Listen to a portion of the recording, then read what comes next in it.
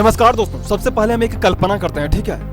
अब आंखें बंद कीजिए और वो सोचिए जो हम कहते हैं। मान लीजिए कि एक लिफ्ट है और उस लिफ्ट में कुछ लोग हैं। लिफ्ट इस वक्त पूरी तरह से स्थिर है और वह किसी बड़ी और ऊंची इमारत की सबसे ऊपरी मंजिल पर है। अब इस वक्त तक सब कुछ स्थिर है, लेकिन तभी अचानक से उसकी जो लिफ्ट की जो तार है उसे काट दिया जाता है। लेकिन अब क्या होगा? अब वह जो लिफ्ट है वो तेजी से बिना किसी रोक टोक के नीचे की ओर गिरने लगेगा। लेकिन अब तक कोई इंटरेस्टिंग बात नहीं है। इंटरेस्टिंग बात तो अब होगी जब वह लिफ्ट नीचे की तरफ गिरने लगेगा ना, तो उसमें जो सवार लोग हैं उन्हें भारहीनता का उन पर प्रभाव पड़ेगा। ठीक उसी प्रकार जिस प्रकार से अंतरिक्ष यात्री अंतरिक्ष यान में सवार होकर के करते, उस समय पृथ्वी की ओर बेरोक टोक तीव्र गति से गिरने का उन्हें अनुभव होगा। यह सब कुछ ठीक वैसा ही होगा जिस तरह से अंतरिक्ष यात्रियों को होता है। ऐसे में कोई भी व्यक्ति यह नहीं बता सकता ना कि लिफ्ट में जो घटनाएं घटी वो गुरुत्वाकर्षण के कारण घटी या फिर त्वरण के कारण। और सामान्य सापेक्षता का सिद्धांत इसी से जुड़ा हुआ। एंड इन रिजल्ट सामान्य सापेक्षता के सिद्धांत के अनुसार त्वरण तथा गुरुत्वाकर्षण मूलतः एक ही प्रभाव उत्पन्न करते हैं तथा उनके बीच अंतर को स्पष्ट करना असंभव है। सामान्य सापेक्षता सिद्धांत को ना व्यापक सापेक्षता सिद्धांत भी कहा जाता है और इस सिद्धांत में आइंस्टीन ने गुरुत्वाकर्षण को नए सिद्धांत को समाहित किया था।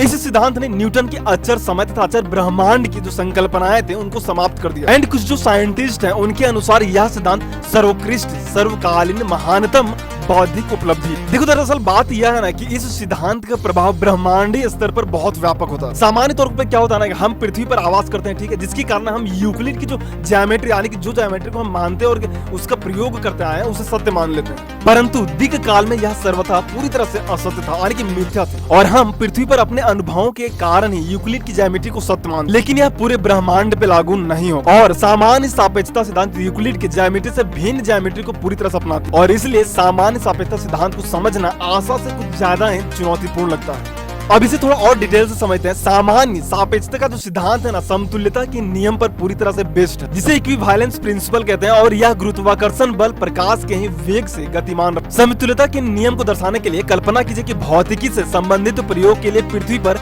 एक बंद कमरा है, ठीक है, तथा अंतरिक्ष में त्वरित करता हुआ यानी कि 9.8 मीटर पर सेकंड के स्पीड से गति करता हुआ एक अन्य कमरा भी। दोनों ही कमरे प्रयोग करने के लिए एक समान होंगे, लेकिन आइंस्टीन ने समतुल्यता के नियम के ही द्वारा यह सिद्ध किया कि त्वरण एवं गुरुत्वाकर्षण एक ही प्रभाव उत्पन्न करते और इसके लिए उन्होंने प्रसिद्ध लिफ्ट एक्सपेरिमेंट नामक वैचारिक प्रयोग का सहारा लिया, जिसके बारे में हमने शुरुआत में बात की। अब थोड़ा विशेष सापेक्षता सिद्धांत यानी कि थ्योरी ऑफ स्पेशल रिलेटिविटी के बारे में बात करते हैं। एक दूसरे के सापेक्ष सरल रेखाओं में तथा एक समान वेगों से गतिशील पर्यवेक्षक जो होते हैं यानी वस्तुओं के लिए जो लागू होता है। परंतु यदि किसी वस्तु की गति जब यह समान तीव्र तथा धीमी होने लगे तो या फिर सर्पिल तथा वक्रिल जो मार्ग है उसमें घूमने लगे तो क्या होगा? दरअसल यह जो प्रश्न है ना, यह प्रश्न आइंस्टीन के मस्तिष्क में विशेष सापेक्षता सिद्धांत के प्रकाशन के 2 वर्ष पश्चात पूरी तरह से कौंधने लगा था। मतलब कि यह क्वेश्चन उन्हें परेशान करने लगा था। आइंस्टीन की जिज्ञासु स्वभाव ने अपने सिद्धांत का और विस्तार करके इसे त्वरण युक्त फ्रेमों में विकसित करने के लिए प्रेरित किया, जिन्हें एक दूसरे के सापेक्ष त्वरित किया जा सकता हो। और इसीलिए आइंस्टीन ने विशेष सापेक्षता सिद्धांत के पूर्व